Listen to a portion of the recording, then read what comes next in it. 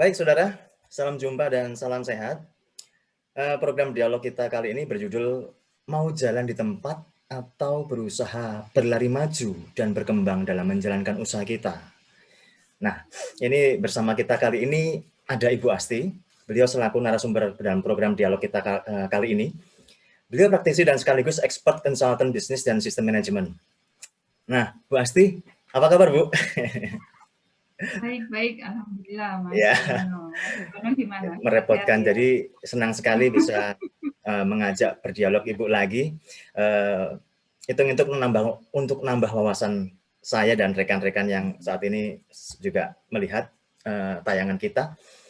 Ini Bu, kembali ke judul kita kali ini. Mau jalan di tempat atau berusaha berlari maju dalam menjalankan usaha kita. Apapun kondisinya. Nah, ini meski sebuah analogi, saya yakin pelaku usaha memahami ini dan mungkin malah justru ada timbul rasa untuk mengevaluasi diri ya terkait pola dan paradigma dalam menjalankan usahanya selama ini. Soalnya gini Bu, ini ada teman-teman saya di komunitas UMKM ya, itu kalau saya lihat-lihat mereka tuh ada, kalau boleh saya klasifikasikan ada dua Bu. Yang satunya alasannya kondisi pandemi seperti sekarang ini ya, mereka hanya bertahan, yang penting bisa bertahan itu aja sudah alhamdulillah, sudah kayaknya cukup gitu loh.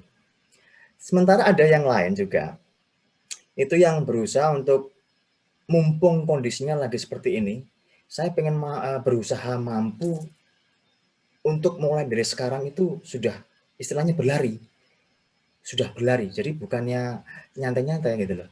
Nah ini terlepas dari itu semua gambaran-gambaran yang saya dapat di lapangan, nanti juga ada pertanyaan-pertanyaan dari teman-teman juga Bu, di luar sana Bu. Itu sudah saya sudah saya jadikan checklist untuk saya tanyakan ke Ibu. Lebih lanjut Bu, secara praktek dan teknisnya. Menurut Bu Asti, apa sih beda antara jualan dan bisnis? Karena selama ini sering muncul istilah, wah bisnis seperti itu. Tapi kenyataan di lapangan, kita lihat ataupun ada beberapa orang yang mengamati itu, bisnis kok kayak jualan ya, jualan kok kayak bisnis. Jadi muncul kerancuan. Definisinya tuh sebenarnya apa sih? Karena gampang-gampang orang ngomong bisnis. Nah ini gimana Bu? Saya lontarkan ke Ibu, kira-kira apa sih bedanya Bu? Oke, makasih Mas Yono. Jadi kalau saya melihatnya seperti ini. Jualan dan bisnis itu saya memaknainya gitu ya. Memaknainya ada hal-hal positif di situ gitu ya. Tetapi kalau untuk jualan itu skopnya lebih kecil. Orang cenderung melihatnya, saya punya barang, saya jual, yang penting habis gitu ya. Yang penting habis, kemudian bagaimana caranya, misalkan ada permintaan, saya coba cari gitu, saya coba cari barangnya atau jasanya, saya coba untuk penuhi, yang penting habis gitu, hanya sebatas itu. Tapi beda dengan ketika kita bicara bisnis gitu ya. Bisnis itu ruang lingkupnya lebih luas gitu. Bisnis itu ketika saya memilih kata bisnis berarti ada sesuatu yang harus saya besarkan gitu ya, yang harus saya besarkan ke depan. Saya harus melihat ke depan apa saja yang bisa saya raih gitu ya, apa saja yang bisa saya raih. Kemudian maka otomatis harus ada perencanaan di situ yang harus saya setting gitu ya di awal, sehingga tidak jalan di tempat gitu ya. Bisa dibilang saya memilih untuk berbisnis, bukan untuk berjualan gitu ya. Meskipun di dalam bisnis itu sendiri sih intinya kita menjual produk atau jasa gitu ya, menjual solusi. Tetapi ketika kita memotivasi diri kita sendiri bahwasanya kita punya bisnis, maka pandangan kita akan jauh lebih ke depan. Gitu. Oke. Kemudian planning itu akan kita setting di awal gitu ya, target-target apa yang akan kita capai, kemudian kapan target itu harus dicapai, strategi apa untuk bisa mencapai target tersebut. Jadi akan membuat mindset kita bergeser lebih lebih luas lah ibaratnya, daripada kita memilih kata jualan. Jualan yang penting punya produk, udah selesai. Seperti itu. Kira-kira seperti itu, Mas Yuwono. Nah, jadi dari saya ya. Iya, jadi gitu Bu ya. Memang ada beberapa rekan yang cara berpikirnya sih mereka nggak mau, definisi mereka sih muluk-muluk gitu Bu. Sebenarnya nggak muluk-muluk juga Bu ya, berarti ya. Memang ini harus istilahnya jadi konsep berpikir yang sama untuk semua pelaku usaha Bu ya. Mikro, kecil seperti itu ya. Karena sekarang kompetisi sudah sangat luar biasa ya Mas Yuwono. Di luar sana kompetisi sangat luar biasa. Kalau kita tidak survive ya kita akan ibaratnya apa dilindas zaman gitu ya. Iya, kita akan kalah sendiri. Makanya itulah kenapa kita perlu merubah pola pikir bahwasanya jangan hanya sebatas jualan, ayo bisnis. Berbisnis itu tidak hanya sebatas kita menjual produk, tapi apa saja yang harus kita siapkan gitu agar target-target kita ke depan bisa tercapai. Karena kita kan otomatis ketika kita bilang kita punya bisnis, kita pinginnya bisnis ini sustain gitu ya, bisa berlangsung dalam jangka panjang. Kalau bisa nantinya bisa diwariskan 7 turunan gitu ya ke anak cucu kita, kemudian produk kita itu juga akan laku gitu ya, akan laku di pasaran dan lain sebagainya. Jadi saya rasa memang pemikirannya harus belajar, harus banyak yang harus belajar kemudian berproses gitu ya kalau kita memilih untuk berbisnis daripada berjualan gitu Mas Yuwono. Nah itu teman-teman kita dengar bersama tadi ya. Mulai dari sekarang untuk rekan-rekan yang saat ini masih berpikiran jualan, usahakanlah untuk mulai berpikir dan merubah mindset seperti itu menjadi yang benar-benar dalam definisi bisnis seperti yang narasumber kita katakan tadi, yang narasumber kita sampaikan tadi. Jadi seperti itu ya. Oke. Lanjut Bu, ini ada pertanyaan dari Ed Martono, rekan kami UMKM dari Madiun. Nah ini. Bu Asti, apa saja sih yang harus disiapkan untuk mengelola bisnis, terutama untuk mereka yang masih baru memulai, Bu? Oke, pertanyaan bagus dari Pak Martono ya. Oke, untuk memulai bisnis yang pasti kita harus punya visi besar gitu ya, visi besar. Kenapa harus besar? Karena visi itu kan jauh ke depan. Kalau misalkan visi ini besar, meskipun jauh, tetap akan terlihat, gitu ya. Ibaratnya seperti itu, Mas Yuwono. Nah, visi besar ini harus kita kita turunkan, gitu ya. Kita turunkan menjadi target-target, kemudian menjadi perencanaan-perencanaan, gitu ya.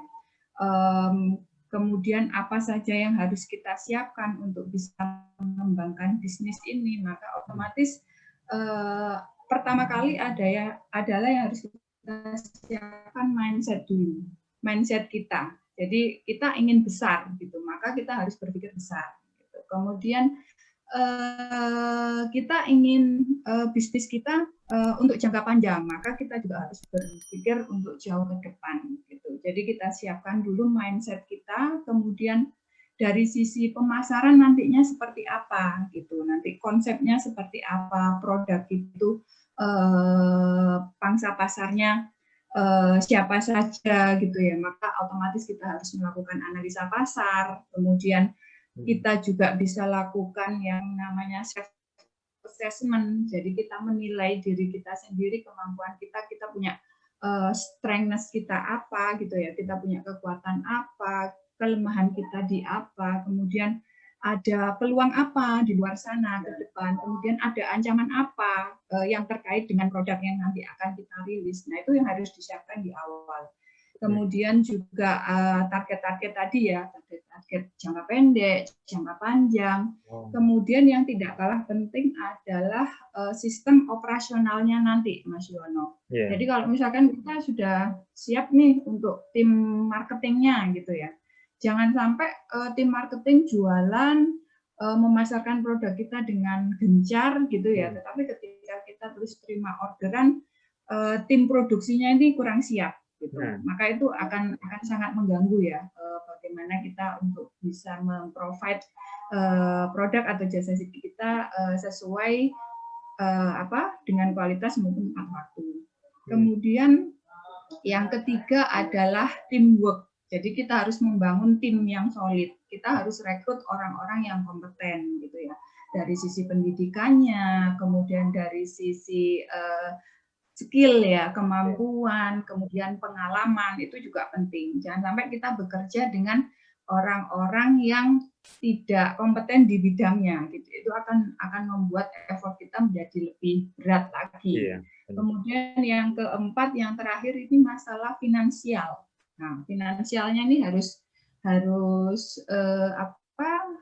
jelas gitu ya, harus dipisahkan antara mana rekening pribadi, mana rekening untuk usaha atau bisnis. Nggak boleh campur, rekan-rekan. Jangan dicampur.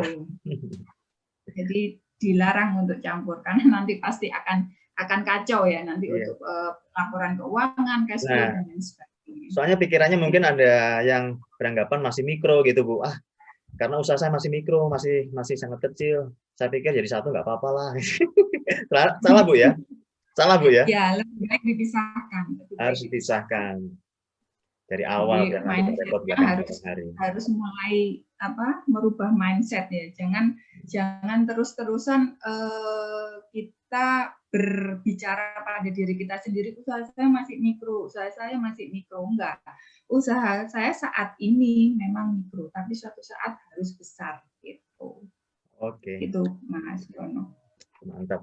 Oke, ada lagi? Nah, ini ada dari Mas Bambang, @bambang21201. Oke, dari mana nih ya, nggak disebutkan. Oke, ini pertanyaan, Bu. Ternyata dia ngikutin tadi, rekan kita ini ngikutin tadi waktu Ibu menyebutkan ada goal dan plan tadi ya. Ini pertanyaannya, kenapa harus ada goal dan plan agar bisnis berkembang pesat? Terus sempat juga disebutkan, dia ada sempat menyebutkan ini, Bu, kenapa harus jadi smart business di masa saat ini? Oke. Itu aja sih, ya. Gimana Bu tanggapannya, Bu? Oke, kenapa harus ada goal dan plan gitu ya? Karena gini, kembali lagi visi kita kan ke depan gitu ya, jauh ke depan. Maka kita perlu yang namanya guidance gitu ya. Guidance itu panduan gitu ya. Panduan kita untuk jalan ke depan ini biar ibaratnya itu bahasa Jawanya itu nggak gelundung aja gitu ya Mas Yono ya. Nggak gelundung aja, tapi harus ada perencanaan, ada target-target yang yang ingin kita capai gitu ya, harus kita capai. Nah, untuk mencapai itu dibutuhkan strategi dan perencanaan yang matang tentunya. Kemudian nanti secara berkala kita evaluasi dari pencapaian tersebut. Mana yang sudah tercapai maksimal, mana yang belum, kemudian ada kendala apa bagi target-target yang belum maksimal gitu ya pencapaiannya. Dari situ kita bisa lakukan perbaikan gitu. Karena kalau misalkan ibaratnya kita masih di angan-angan saja, tidak segera kita laksanakan gitu ya target-target perencanaan.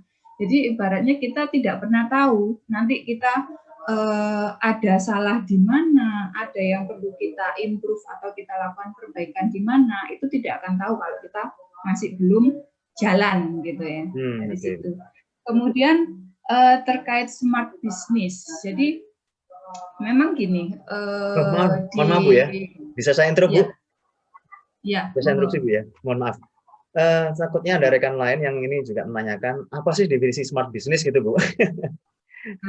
Kalau saya gini, di beberapa klien gitu ya, saya membantu untuk proses konsultasi sistem manajemen itu SMART itu biasanya kami istilahkan pada saat kita men-setting target gitu ya, men-setting sasaran gitu. Sasaran, apakah itu sasaran mutu, apakah itu sasaran yang lain. Jadi kalau saya deskripsikan, biasanya kita jadikan itu suatu singkatan gitu ya. SMART itu dari singkatan bahwasanya S itu spesifik, kemudian M itu measurable, kemudian A-nya itu achievable, R-nya itu realistic, dan T-nya time bound. Jadi smart business itu berarti gini, kita harus men-setting gitu ya, target-target yang spesifik, kemudian target-target yang mampu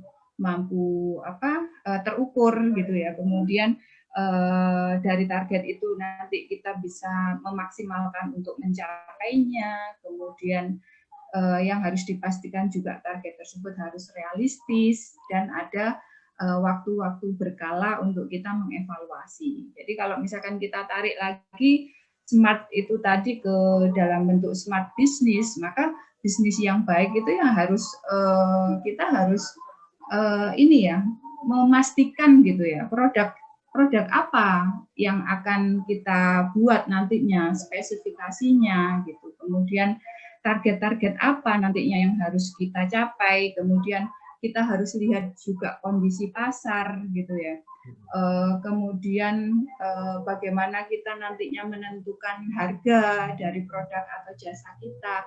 Nah, itu bagian dari smart business. Kemudian termasuk juga bagaimana kita menggunakan gitu ya dunia digital ini yang saat ini sudah sangat luar biasa sekali gitu ya. Siapa sih sekarang yang tidak punya handphone gitu ya Mas Yono? Siapa sih sekarang yang tidak punya sosial media gitu ya? Makanya hal-hal tersebut bisa kita ambil gitu ya, bisa kita ambil menjadi